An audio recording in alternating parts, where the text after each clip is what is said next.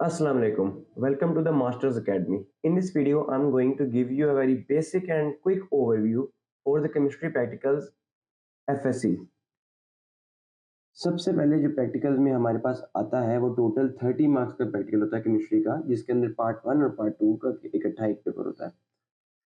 अब इसके अंदर जो क्वेश्चन पेपर में हमारे पास सवाल आते हैं वो 3 सवाल आते हैं बेसिकली। पहला सवाल है हमारे पास टाइट्रेशन का मार्क्स हैं टोटल 10। दूसरा सवाल आता है साल्ट एनालिसिस का, और जो तीसरा सवाल है वो है preparation of a specific organic compound, जो कि उस बैच को आया होता है। अब मैं थोड़ा सा इसमें डिटेल बता दूं। टाइट्रेशन के जितने प्रैक्टिकल हैं वो हमारे फर्स्ट ईयर एफएससी के प्रैक्टिकल्स में आते हैं। 10th में भी हमने किया, लेकिन ये थोड़े से उससे डिफरेंट और थोड़ा ज़रा एडवांस्ड है। साल्ट एनालिसिस के जितने प्रैक्टिकल हैं वो हमारे पास हैं सेकेंड ईयर के सिलेबस में, और प्रिपरेशन ऑफ कंपाउंड्स के कुछ फर्स्ट ईयर में है, कुछ सेकेंड ईयर में है। अब ये होते क्या-क्या हैं, इनको मैं आगे जाके थोड़ा एक्सप्लेन करता हूँ, और इनकी full in depth detail video हम आहिस्ता-आहिस्ता चैनल पे अपलोड करते जाएँगे। अब आगे जो हमारे पास चौथी चीज़ है, वो हमारे पास आती है copy and viva. Copy and viva के एक्यूमुलेटिवली 5 मार्क्स हैं। समटाइम्स ऐसे होता है कि कॉपी के 2 मार्क्स हैं, जो आपने प्रैक्टिकल कॉपी लिखी होती है, वो साइन वगैरह करवा के लेके जाते हैं, और वाइवा के 3 मार्क्स होते हैं।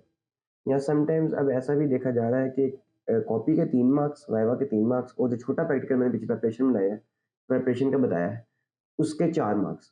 तो इस तरह 30 मार्क्स पूरे होते हैं। अच्छा, सबसे पहला सवाल हमारा आता है टाइट्रेशन का। टाइट्रेशन से आप वाकिफ़ होंगे, 10th में भी हमने ये की हुई है, वॉल्यूमेट्रिक एनालिसिस बाय टाइट्रेशन। इसमें हमें बेसिकली पहले हमें मोलैरिटी फाइंड करनी पड़ती है टाइट्रेशन करके, फिर उसको हम लेके जाते हैं कैलकुलेशंस में, ताकि जो भी एग्ज़ामिनर ने पूछा हुआ है, परसेंटेज कंपोज़िशन पूछी है, इम्प्योरिटी पूछी है, मोलर मास पूछा है किसी मेटल का, के अपना किसी मेटल कंपाउंड का, तो वो हम उसको बता सकें। अच्छा, टाइट्रेशन में पहली टाइप है हमारे पास एसिड बेस टाइट्रेशन, ठीक है? सेकंड टाइप है हमारे पास रिडॉक्स टाइट्रेशन। थर्ड टाइम भी रिडॉक्स टाइट्रेशन की एक टाइप है। एसिड बेस टाइट्रेशन सिंपल है, फिनोल्फिन इंडिकेटर यूज़ करते हैं या मिथाइल ऑरेंज। रिडॉक्स टाइट्रेशन में KMnO4 इटसेल्फ इंडिकेटर होता है, और आयोडोमेट्री में हम करते हैं स्टॉक सॉल्यूशन। ये इसका सिर्फ बेसिक ओवरव्यू है। अब इसको करना कैसे है वो इंशाल्लाह हम नेक्स्ट वीडियो में देखेंगे। अब दूसरा सवाल है साल्ट एनालिसिस का। साल्ट एनालिसिस जितने भी हैं वो हमारे सेकंड ईयर के सिलेबस में है।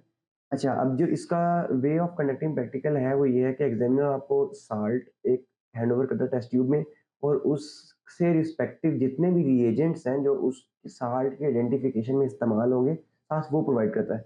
और एक स्टूडेंट, जो पेपर देने वाला जो एक स्टूडेंट है, वो प्रैक्टिकली केमिकल रिएक्शंस परफॉर्म करके जो उसका रिजल्ट निकल रहा है उसको ऑब्जर्व करके अखज़ करता है कि ये केमिकल डालने से ये इसका रिजल्ट निकला है, और इस रिजल्ट की बेस पर ये वाला साल्ट ये है। फॉर एग्जांपल NaCl अगर दिया जाए तो उसमें आपको पता है साल्ट के 2 कंपोनेंट होते हैं। पहला है एसिडिक।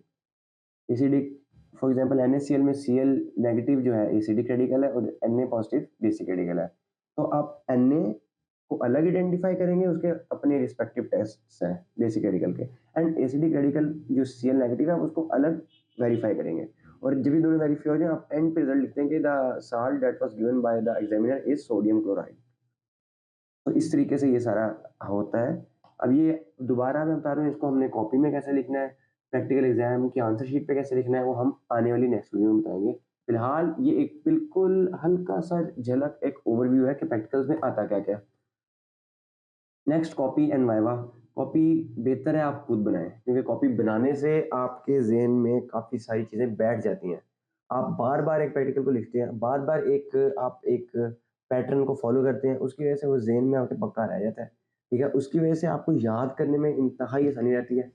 और प्रैक्टिकल आते भी बच्चों के, जो एमकैट वाले बच्चे हैं, वो इस जगह पे प्रैक्टिकल आते हैं कि जब आपकी एमकैट क्लासेस चल रही होती हैं, तो उस सारे टेन्योर में एमकैट का प्रेशर और प्रैक्टिकल इकट्ठे, इस सब में बच्चे अक्सर प्रैक्टिकल को निगलेक्ट कर देते हैं, और ये नुकसान है, क्योंकि प्रैक्टिकल के 30 नंबर है। एक एक नंबर भी आपका कटे तो मेरिट कहाँ से कहाँ बनेगा। तो आपने प्रैक्टिकल की कॉपी, इसके वाइवा, इनकी चीज़ें जो है, इसको निगलेक्ट नहीं करना है, इसकी तैयारी करनी है अच्छे से, नंबर पूरे आ जाते हैं। और लास्ट में वाइवा है। जो proper way of conducting viva is that the examiner asks you the questions that are related to the specific practical as per given in the question papers.